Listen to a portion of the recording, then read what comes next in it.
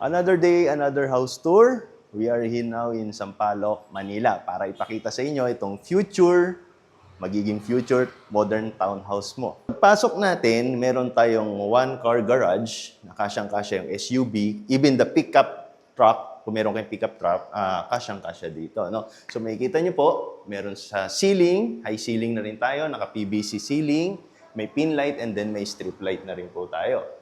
Included na rin po yung ating emergency light. And isa din po sa kinagandahan dito, meron siyang security camera.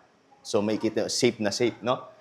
So dito po, sa ground natin, meron din tayong small storage. And then, isa din po sa mga kinagandahan dito is smart lock na siya. Pasok po tayo. Okay? So sa pagpasok po natin, meron tayong isang maid's room. Meron na ring intercom. Okay? Para madali natin matawagan si kasambahay. And then dito naman po, meron tayong one common CR. So may lavatory, yan. May overhead shower na rin. And then yung ating toilet.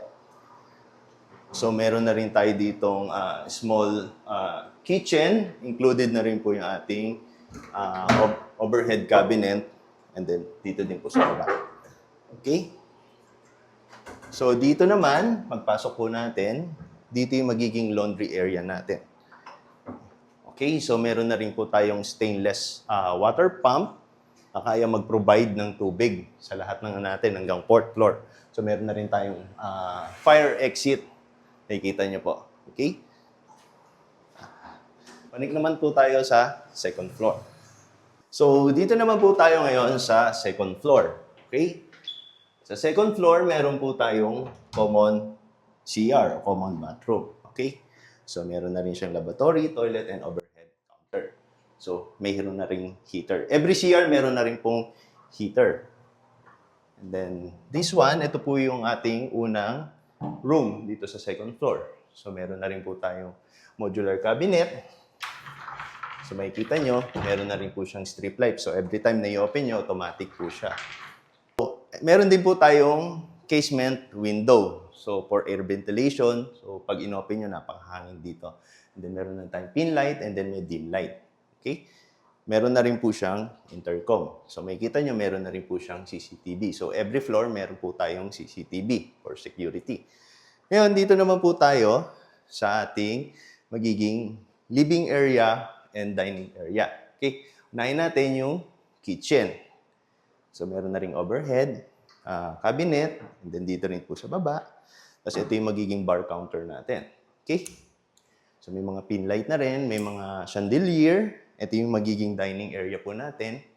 And then yung living room. And then, isa po sa pinakamaganda dito, napakalaki ng sliding window niya.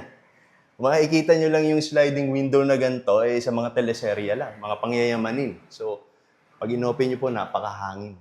Napakaganda ng air ventilation. Makikita nyo, meron na rin pong CCTV. Okay? Panik naman po tayo sa ating 3rd floor.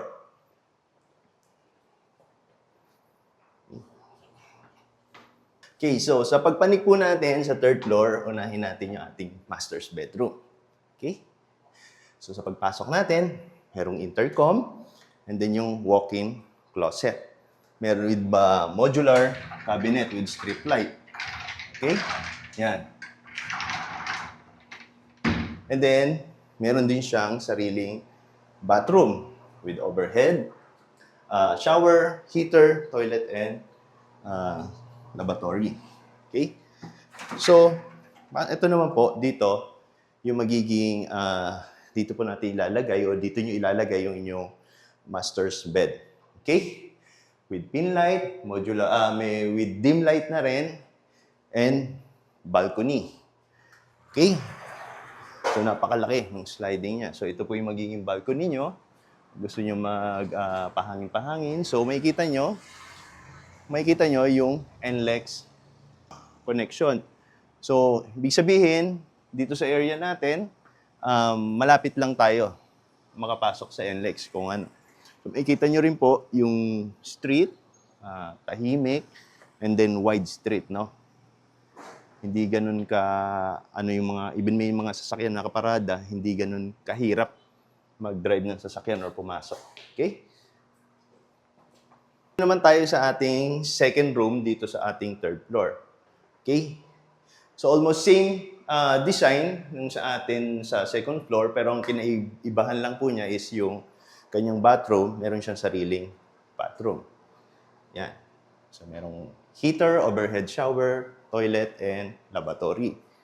So same lang din, meron siyang modular cabinet with strip light. Okay? So meron din tayong provision dito ng aircon.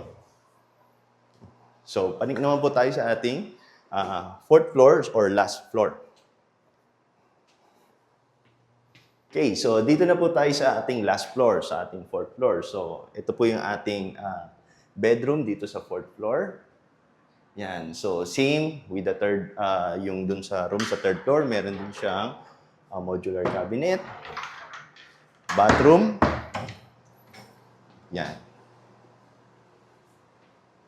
Merong overhead shower, heater, toilet, and lavatory.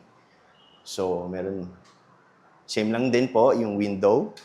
And then kung makikita nyo po, dito sa part na to, UST na po yan. No? So, napakalapit natin sa UST. Kung nagbabalak po kayo, lapit sa NLEX, sa UST, avail nyo na po itong townhouse na ito. So, ito naman po, enclosed roof deck. No, kung gusto niyo mag-party-party, mag-gathering ng family mo, dito. Maganda. Hindi kayo ulanin kasi meron siyang bubong, no? So, ito yung makikita niyo rin po. Yan. So, meron din po siyang auxiliary kitchen and then yung common bathroom dito sa enclosed roof deck po natin. So that's our property house tour for today. So recap lang po tayo sa full details ng ating modern townhouse dito sa Sampaloc, near in UST. So by the way, meron siyang 50 square meter na lot area and then 200 square meter na floor area. So ang mga feature po niya, meron siyang 4 bedroom, 1 maid's room, merong 1 car garage na kasyang-kasya yung pickup truck o yung SUV, at then meron na rin po siyang mga intercom, CCTV, at saka stainless pump. Even the heater every CR. So kung interested po kayo dito sa ating modern townhouse, just text me or call me in my number in the screen or schedule po natin for viewing para makita niyo yung kinagandahan ng modern townhouse na ito sa Sampaloc. By the way, I'm Jet De Castro, your real estate agent.